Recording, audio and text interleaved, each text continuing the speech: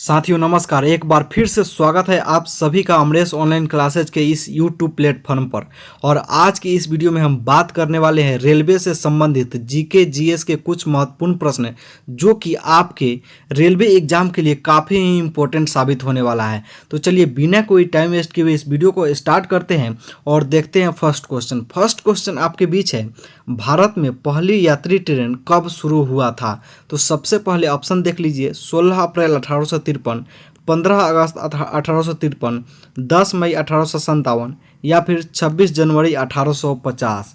तो इसका आंसर हो जाएगा आपका 16 अप्रैल 1853 ईस्वी को भारत में पहला यात्री ट्रेन शुरू किया गया था। ठीक है, और यह कहाँ से कहाँ तक चला था? तो मुंबई में एक स्थान है बोरी बंदर, वहीं से ठाणे के बीच चला था। ठीक है, तो आप लोग लिख सकते हैं मुंबई से ठाणे के बीच ये चला था। ठीक है, और इसने जो अपना टोटल डिस्टेंस कवर किया था वह आपका 34 किलोमीटर की दूरी को तय किया था। ठीक है, और यह जो ट्रेन था वह 14 डिब्बों वाले था और इसमें करीब लगभग 400 यात्री शामिल थे। ठीक है, और इस ट्रेन का जो संचालन किया गया था वह आपका ग्रेट इंडियन, ठीक है याद रखिएगा, ग्रेट इंडियन पेनिनसुला रेलवे के द्वारा किया गया था। ठीक है, और इसी के साथ यह भारत में रेल युग की शुरुआत हो चुकी थी। ठीक है, जिसे ब्रिटिश शासन के दौरान, ब्रिटिश शासनकाल के दौरान यह शुरू किया गया था। और इस ट्रेन में 3 लोकोमोटिव था, यानी भाप इंजन था, जिसका नाम इस प्रकार है कि साहिब है पहला, दूसरा सुल्तान है और तीसरा सिंध है। ठीक है, तो इस प्रकार इसका आंसर हो जाएगा आपका 16 अप्रैल 1853 ईस्वी को भारत में पहली यात्री ट्रेन शुरू किया गया था। तो option A is the correct answer. अब बढ़ते हैं नेक्स्ट प्रश्न की ओर। नेक्स्ट प्रश्न आपके बीच है, भारतीय रेलवे का राष्ट्रीयकरण किस वर्ष किया गया है?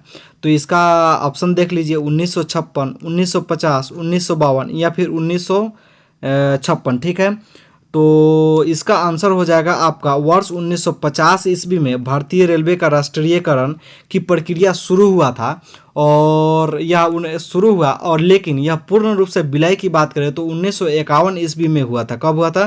तो 1951 ईस्वी में रेलवे एक्ट के माध्यम से इसका पूर्ण रूप से राष्ट्रीयकरण कर दिया गया था।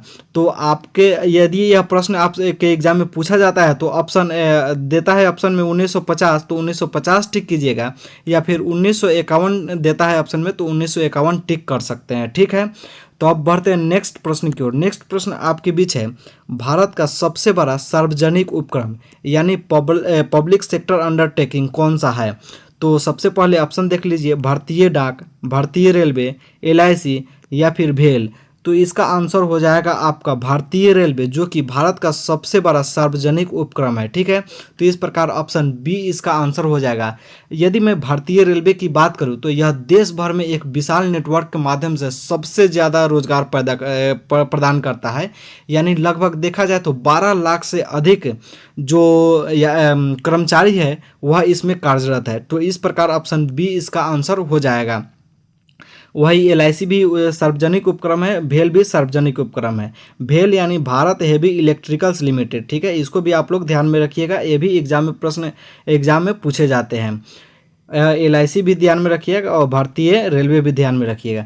तो इस प्रकार देखा जाए तो ऑप्शन बी इसका करेक्ट आंसर हो जाएगा, भारतीय रेलवे जो भारत का सबसे बड़ा सार्वजनिक उपक्रम है। ठीक है, तो अब बढ़ते हैं नेक्स्ट प्रश्न की ओर। नेक्स्ट प्रश्न आपके बीच है, हीराकुंड बांध किस नदी पर स्थित है?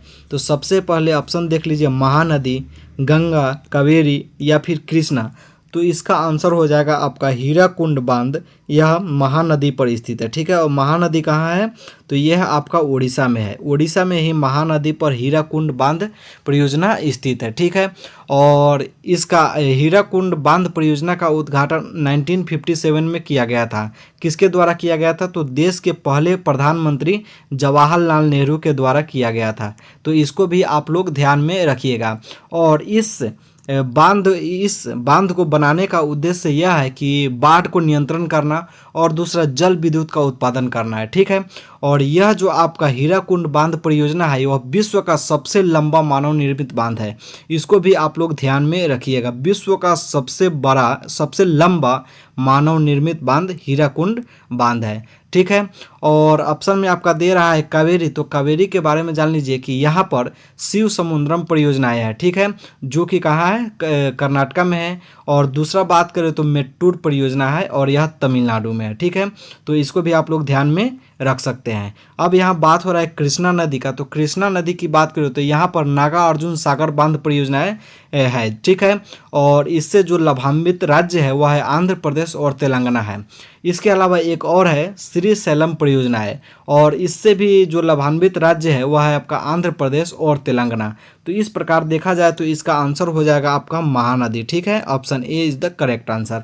अब बढ़ते हैं नेक्स्ट प्रश्न की ओर। नेक्स्ट प्रश्न आपके बीच है, लोकसभा के प्रथम अध्यक्ष कौन थे? तो सबसे पहले ऑप्शन देख लीजिए, सरदार पटेल, जीबी मावलंकर, डॉक्टर राजेंद्र प्रसाद या फिर जवाहरलाल नेहरू। ठीक है, तो ये जो आपका लोकसभा है यह संसद का पार्ट है। ठीक है, संसद का पार्ट है, और संसद आपका लोकसभा, ठीक है, लोकसभा हो गया, राज्यसभा हो गया और राष्ट्रपति हो गया। ठीक है, और प्रेसिडेंट हो गया, राष्ट्रपति हो गया, यह तीनों से मिलकर संसद का निर्माण किया गया है। और संसद की चर्चा देखा जाए तो भारतीय संविधान के अनुच्छेद 79 में इसका किया गया है। ठीक है, उसी के तहत जो लोकसभा है इसका निर्माण किया गया है, और लोकसभा के जो प्रथम आपका अध्यक्ष थे वह थे आपका जीबी मावलंकर। ठीक है, तो इस प्रकार ऑप्शन बी इसका आंसर हो जाएगा। वही सरदार पटेल की बात करें तो सरदार पटेल को लौह पुरुष कहा जाता है, आप लोग जानते ही हैं। ठीक है, और सरदार पटेल भारत के प्रथम गृह मंत्री भी रह चुके हैं। वही डॉक्टर राजेंद्र प्रसाद की बात करें तो डॉक्टर राजेंद्र प्रसाद बिहार से बिलोंग करते हैं, और डॉक्टर राजेंद्र प्रसाद भारत के प्रथम राष्ट्रपति रह चुके हैं। और जवाहरलाल नेहरू की बात करें तो यह भारत के प्रथम प्रधानमंत्री थे। ठीक है, तो इसको आप लोग ध्यान में रखिएगा। तो इस प्रकार देखा जाए तो ऑप्शन बी इसका आंसर हो जाएगा, लोकसभा के प्रथम अध्यक्ष जीबी मावलंकर थे। ठीक है, अब बढ़ते हैं हम लोग नेक्स्ट प्रश्न की ओर। तो नेक्स्ट प्रश्न आपके बीच है, मानव शरीर की सबसे बड़ी ग्रंथि कौन सी है? ऑप्शन देख लीजिए, पीयूष ग्रंथि, थायराइड ग्रंथि, यकृत या फिर अग्नाशय। तो इसका आंसर हो जाएगा आपका मानव शरीर की जो सबसे बड़ी ग्रंथि है वह आपका यकृत यानी लीवर है। तो ऑप्शन सी इसका आंसर हो जाएगा। यहाँ बात हो रहा है ग्रंथि की, तो ग्रंथि की बात करें तो ग्रंथि 3 प्रकार के होता है। एक होता है आपका अंतरस्रावी ग्रंथि, दूसरा होता है बहिर्स्रावी ग्रंथि और तीसरा होता है मिश्रित ग्रंथि। ठीक है, तो मानव शरीर की सबसे बड़ी ग्रंथि हो जाएगा आपका यकृत हो जाएगा। वही सबसे छोटा पूछे तो सबसे छोटा आपका पीयूष ग्रंथि हो जाएगा। ठीक है, तो इसको आप लोग ध्यान में रखिएगा।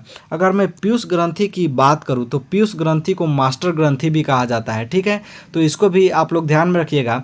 और यह जो पीयूष ग्रंथि है वह शरीर की वृद्धि और जो अन्य ग्रंथियां हैं उसको नियंत्रित करता है। ठीक है, तो इसको भी आप लोग ध्यान में रखिएगा। बात कर लेते हैं थायराइड ग्रंथि की, तो जो थायराइड ग्रंथि है वह गला से संबंधित है। किससे संबंधित है? गला से यह संबंधित है, और यह मेटाबॉलिज्म और ऊर्जा स्तर को नियंत्रित करता है। वही अग्नाशय ग्रंथि की बात करें तो यह इंसुलिन और ग्लूकागन हार्मोन को स्रावित करके और रक्त में शर्करा के स्तर को नियंत्रित करता है। ठीक है, तो इस प्रकार देखा जाए तो इसका आंसर हो जाएगा आपका यकृत लीवर। ठीक है, अब बढ़ते हम लोग नेक्स्ट प्रश्न की ओर। नेक्स्ट प्रश्न आपके बीच है, कोणार्क सूर्य मंदिर किस राज्य में स्थित है? ऑप्शन देख लीजिए, उड़ीसा, तमिलनाडु, पश्चिम चंपारण या फिर आंध्र प्रदेश। तो इसका आंसर हो जाएगा आपका उड़ीसा। ठीक है, उड़ीसा में ही कोणार्क का सूर्य मंदिर है। ठीक है, तो इस प्रकार ऑप्शन ए इसका आंसर हो जाएगा। अभी हम लोगों ने बात किया जो महानदी पर हीराकुंड बांध परियोजनाएं स्थापित किया गया है उड़ीसा में ही है। ठीक है, और उड़ीसा में ही चिल्का लेक है। ठीक है, इसको भी आप लोग ध्यान में रखिएगा। चिल्का लेक कहाँ है? उड़ीसा में है। यह बार बार प्रश्न पूछा जाता है। अब हम लोग बढ़ते हैं नेक्स्ट प्रश्न की ओर। तो नेक्स्ट प्रश्न आपके बीच है, विटामिन सी का रासायनिक नाम क्या है? तो ऑप्शन देख लीजिए, रेटिनॉल, एस्कॉर्बिक एसिड, टोकोफेरॉल या फिर कैल्सीफेरॉल। तो इसका आंसर हो जाएगा आपका एस्कॉर्बिक एसिड, जो कि विटामिन सी का रासायनिक नाम है। ठीक है, और बात करें विटामिन की, तो विटामिन दो प्रकार के होता है, एक होता है जल में घुलनशील विटामिन और दूसरा होता है आपका वसा में घुलनशील विटामिन। और विटामिन का जो खोज किया था वह 1911 ईस्वी में हुआ था। हालांकि आपको डेट याद रखने की आवश्यकता नहीं है। तो विटामिन का खोज किसने किया था? तो कैसिमर फंक ने किया था। ठीक है, इसको भी आप लोग ध्यान में रखिएगा। अब हम लोग बढ़ते हैं नेक्स्ट प्रश्न की ओर। तो नेक्स्ट प्रश्न आपके बीच है, भारत में श्वेत क्रांति यानी व्हाइट रेवोल्यूशन का जनक किसे माना जाता है? तो सबसे पहले ऑप्शन देख लीजिए, हीरालाल चौधरी, वर्गीज कुरियन, एम.एस. स्वामीनाथन या फिर सुंदरलाल बहुगुणा। तो इसका आंसर हो जाएगा आपका वर्गीज कुरियन, जिनको भारत में श्वेत क्रांति यानी व्हाइट रेवोल्यूशन का जनक कहा जाता है। तो ऑप्शन बी इसका करेक्ट आंसर हो जाएगा। वही आपसे हरित क्रांति की बात करें यानी ग्रीन रेवोल्यूशन की बात करें तो उसके जो जनक हैं वह आपका एम.एस. स्वामीनाथन को जाता है।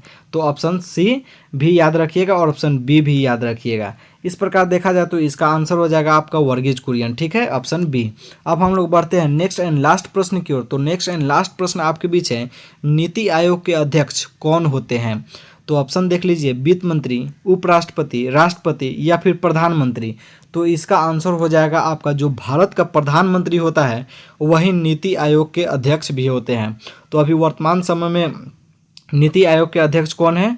तो प्रधानमंत्री नरेंद्र मोदी है। ठीक है, तो इस प्रकार ऑप्शन डी इसका आंसर हो जाएगा। कभी कभी आपसे एग्जाम में नीति आयोग का फुल फॉर्म भी पूछ लिया जाता है। तो नीति आयोग के फुल फॉर्म को याद रखिएगा, यानी national institute for transforming India. ठीक है, इसको भी आप लोग ध्यान में रखिएगा। वही जो नीति आयोग है, नीति आयोग को वर्ष 2015 से पहले, कब? वर्ष 2015 से पहले इसका जो नाम था वह था आपका योजना आयोग। ठीक है, और योजना आयोग को ही बदल कर नीति आयोग इसका नाम कर दिया गया वर्ष 2015 ईस्वी में। तो इस प्रकार इसका आंसर हो जाएगा प्रधानमंत्री। आई होप ये सभी प्रश्न आपको अच्छे लगे होंगे। अगर वीडियो अच्छा लगा हो तो प्लीज़ चैनल को सब्सक्राइब कीजिए और कमेंट करके ज़रूर बताइएगा कि यह वीडियो आपको कैसा लगा। Thank you so much.